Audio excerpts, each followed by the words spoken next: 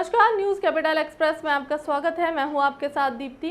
आइए शुरुआत करते हैं ताजा तरीन खबरों के साथ। पूर्व मुख्यमंत्री दिग्विजय सिंह पहुंचे बरसिया जनपद के ग्राम गाना खेड़ी में जन जागरण अभियान के अंतर्गत महंगाई के खिलाफ लगभग 10 किलोमीटर की पदयात्रा में शामिल होंगे। उन्होंने बरसिया चौराहे पर कांग्रेस कार्यकर्ता और उपस्थित जन समुदाय को कांग्रेस के इस अभियान से जुड़ने के लिए टोल फ्री नंबर डायल करवा कर रजिस्ट्रेशन करवाया। पार्टी के हम लोग हैं।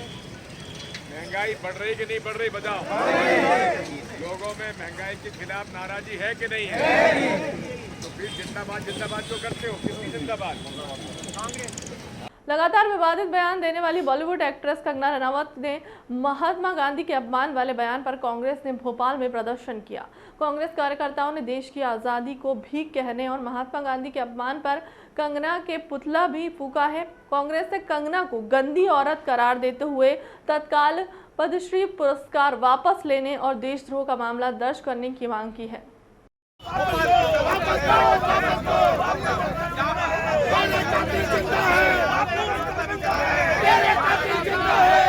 हमारे राष्ट्रपिता महात्मा गांधी के खिलाफ अभद्र टिप्पणी लगातार कर रही है और इस प्रदेश का मुखिया जो बार बार ट्वीट करता है शिवराज सिंह चौहान, इस देश का मुखिया नरेंद्र मोदी जो बार बार ट्वीट करता है नरेंद्र मोदी, वो चुप क्यों है और साथ में उसको पद्मश्री देकर महिमामंडित किया जा रहा है। हमारी मांग है कि भारतीय जनता पार्टी इस बात को स्पष्ट करे वो किसके साथ है। पीताम्बरा माई का पूजा अर्चना और दर्शन करने आज सुबह दतिया पहुंचे केंद्रीय रक्षा मंत्री राजनाथ सिंह। प्रदेश के गृह मंत्री डॉक्टर नरोत्तम मिश्रा ने की केंद्रीय रक्षा मंत्री की अगवानी मां पीताम्बरा पीठ पहुंचकर पीताम्बरा माई की पूजा अर्चना व वनखंडेश्वर महादेव का किया जल अभिषेक।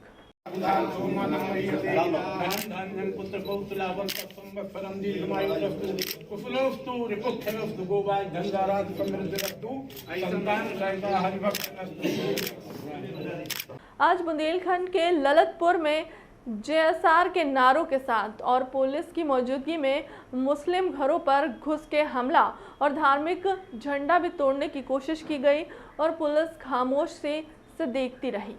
मतलब अरे क्या कर रहे हो? अरे क्या कर रहे हो?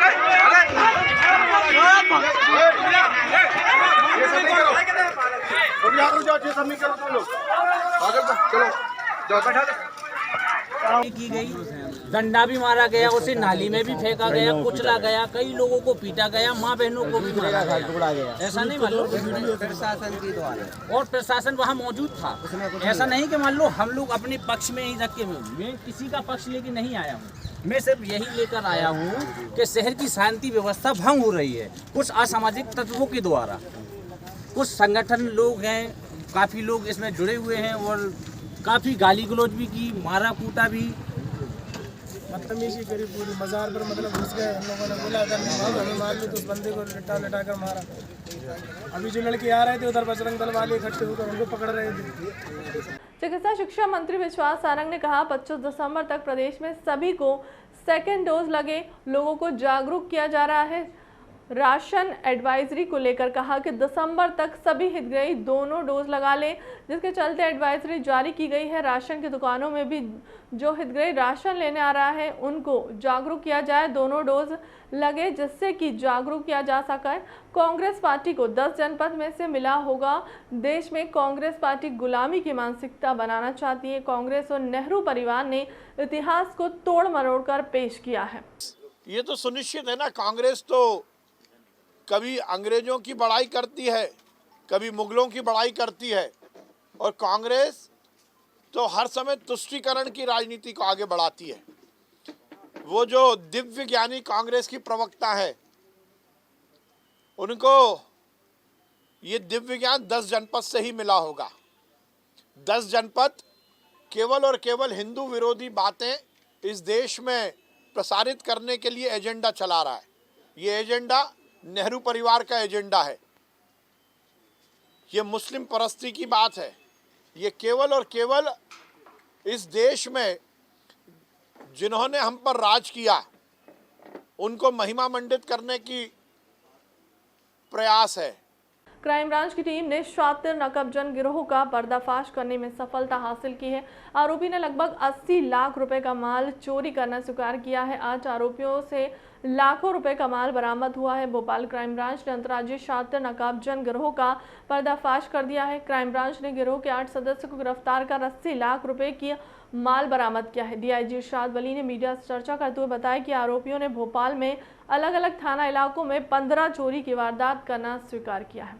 को पकड़ा गया है। ये लोग जो है बहुत सारे केसेस जो हैं इनके द्वारा किए गए हैं और बहुत सारे थाना क्षेत्रों में इन्होंने घटनाक्रम को अंजाम दिया है।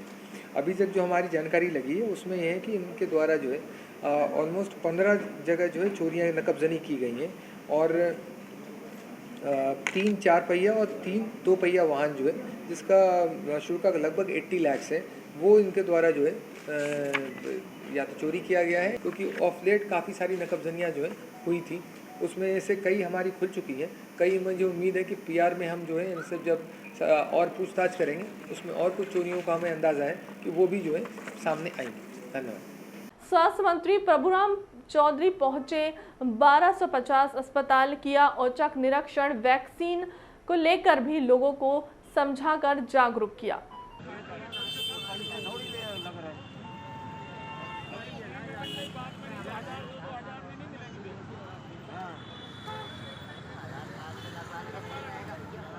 देश की आज़ादी को लेकर फिल्म अभिनेत्री कंगना रनावत के विवादित बयान पर इस समय हर तरफ हंगामा मचा हुआ है।